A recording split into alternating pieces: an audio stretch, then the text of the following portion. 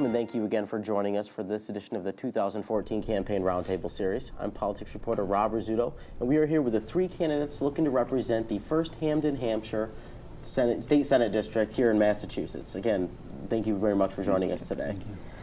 Next, we are going to chat on the topic of medical marijuana. In 2012, the Massachusetts voters, by the way of ballot question, approved medical marijuana here in Massachusetts. The law calls for the licensing of dozens of dispensaries across the state. It removes criminal penalties for processing and growing a limited number of plants. There's been a lot of criticism as to how this law has been implemented. Some people have went as far as calling it a complete mess and an embarrassment for the state. What we'd like to know is, do you support the medical marijuana law, and would you support a dispensary in your district? And for this one, Eric, we can start with you. Right. Thank you, Rob. I do support the law, and here's why. You know, I think for medical reasons, I would trust a doctor to make the decision in consultation with a patient about what the best way to help somebody who's suffering from chronic pain is. You know, we've all had relatives, family members who have gone through terrible experiences either in hospice or dealing with chronic pain or dealing with intensely painful illnesses, and anything that can help solve that, help alleviate that, I think is important to seriously consider, again, in consultation with healthcare professionals and in a managed process that's monitored and that's fair. So I support the measure. There's been some bumps in implementation, so I think we got to take a careful look at how the law is being implemented and make sure that we're continuing to do it in a rigorous, fair way. But the overall goal of allowing, limited, controlled access to medical marijuana to alleviate pain and suffering is a value that I support and I think is important to continue to move forward to see progress on. Gotcha. Then you would support dispensary opening up in your district? Well, the law, allows for consultation with local officials, so my deference would be to the local people in each community. There are 9 cities and towns in the district, so of course I can't speak for all 9 cities and towns. What I will say is that if one of those communities comes forward and has a plan and is working on a safe dispensary, that would be something I would support if the community seems to be behind it. Gotcha. Thank you very much. All right, and next, Deb, we will go to you. Thank you, Rob. So I would support the law, but with a great deal of hesitation. I feel that we have a drug problem. We have an issue with opiates already. Putting more drugs out on the street, whether they're prescribed or not, we know that the opiate problem starts with prescriptions and then moves on. Another drug on the street, another opportunity to have trouble is concerning to me, and so I would want to be very careful about how we manage the process. I'm in support of it, but I feel very strongly that we have enough trouble on our streets now with drugs and alcohol and crime. This may very well open a door that we're not looking to have opened, and I would want to watch it very carefully. Okay, cautious support. Cautious support, yeah. Gotcha. And Mike Franco, topic of medical marijuana. Where do you come down on this? Right. Well, I inhaled and actually enjoyed it. But anyway, just joking. Each time there was a vote on the marijuana issue, moving it forward, as a progressive might say, I voted in the minority. Not to have it move forward. I didn't vote for the decriminalization of the marijuana or the use of it for medical purposes. The local governments, when it's decriminalized, now all of a sudden they want to tax you, they want to fine you. $100 for the first offense, $200. So it's a way to raise revenue, and I didn't appreciate that either. Growing up in Western Mass and in America, people drink, people do drugs, and so forth, and we all have friends and family who use marijuana. In my case, these folks have been using it illegally for years, and there's really never been a problem. So I don't know really what the big push is. I think we're on a slippery slope, and I would not vote for it. I would try to repeal these bad laws if I became a legislator, and I would also advocate against opening a dispensary in any of the communities in the district, including Springfield. That's all right. And just a real quick yes or no. we'd like to know that if by ballot question Massachusetts had the option of full legalization of marijuana, as we've seen in a couple other states in the country, would you vote to legalize marijuana, yes or no? Eric Lesser. No, I think one step at a time. Let's get the medical marijuana figured out No, first. let's watch our sister states and see how that all goes. Mike Franco. No. Okay, all right, thank you very much. And we are running out of time here today, so just a reflection of the seat you're running for.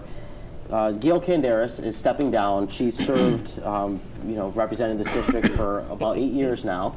Looking at your campaigns and the things that are important to you, we'd like to know why each of you feel you are the best person to represent this very important district in the Massachusetts State Senate. And for this one, Deb, we can start with you. Thank you very much.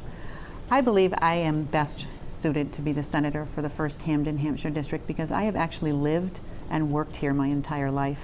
I have served our disabled population, helping them communicate and find jobs. I've served our communities through my work with the Chamber of Commerce. And the Chamber of Commerce works to make a community a better place to live, work, raise your family, and grow a business.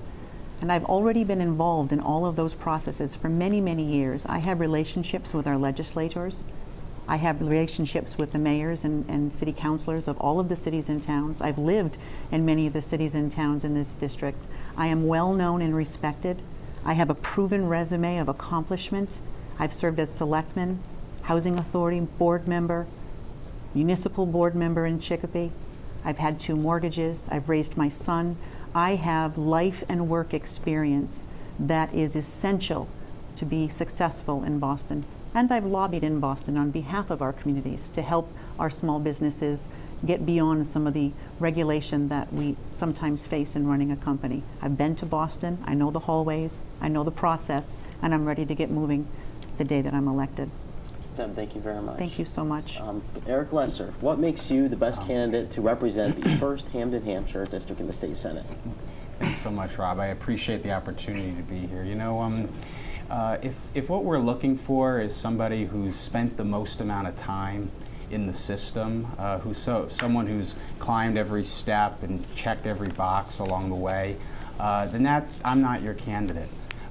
If you're looking for something different, if you're looking for a set of new ideas, a new approach to get Western Massachusetts ahead, then I'd encourage you to give me a look. I have a 15-month-old daughter. She actually just started preschool last week, and I want her to grow up and prosper here in Western Massachusetts just like I did, because it's a great place to grow up.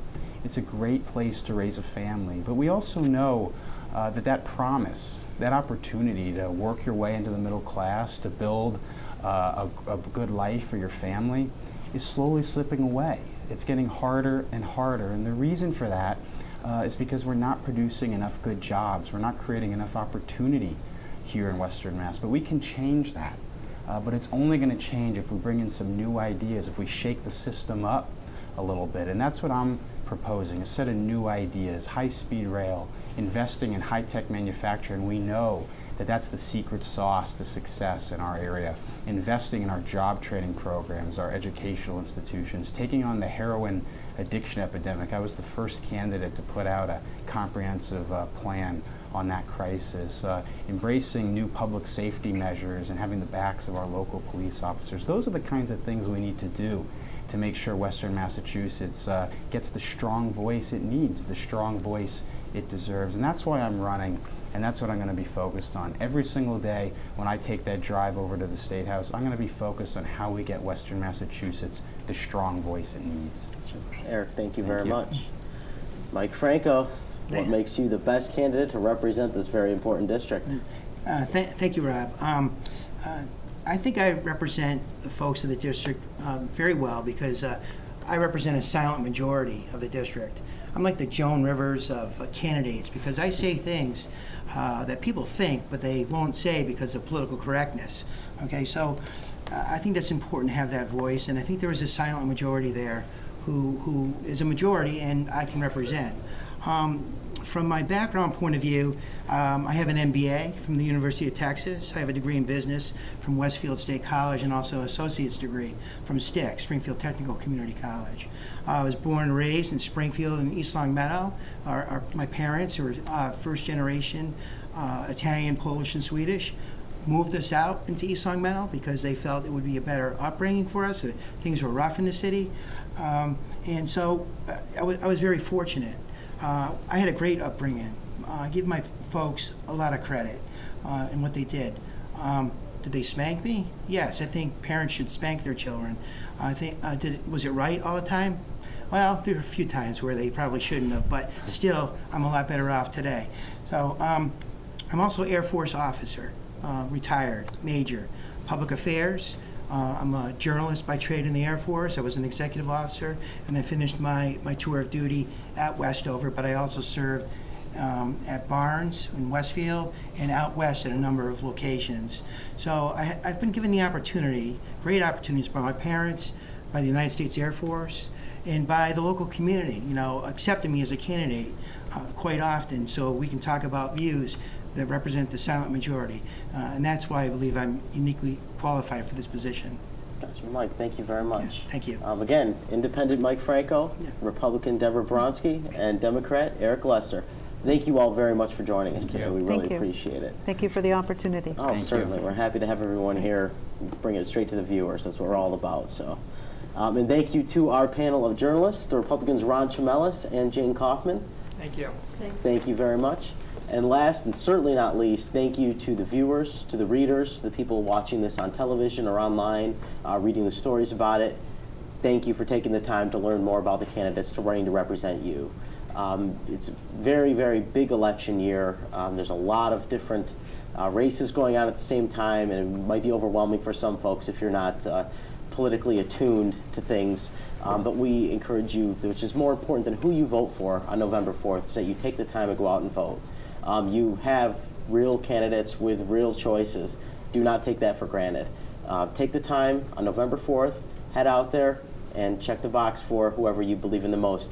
And in the meantime, make sure you get your latest political news from MassLive.com, the Republican newspaper, CBS 3 Springfield, and New England Public Radio, because we'll be bringing it through right to the end. Again, thank you, everybody, and thanks for joining us. Thank you. Thank you. This forum and others like it throughout the election season will be available online at CBS3Springfield.com, MassLive.com, and full coverage in the Republican newspaper and on New England Public Radio. Thanks for watching.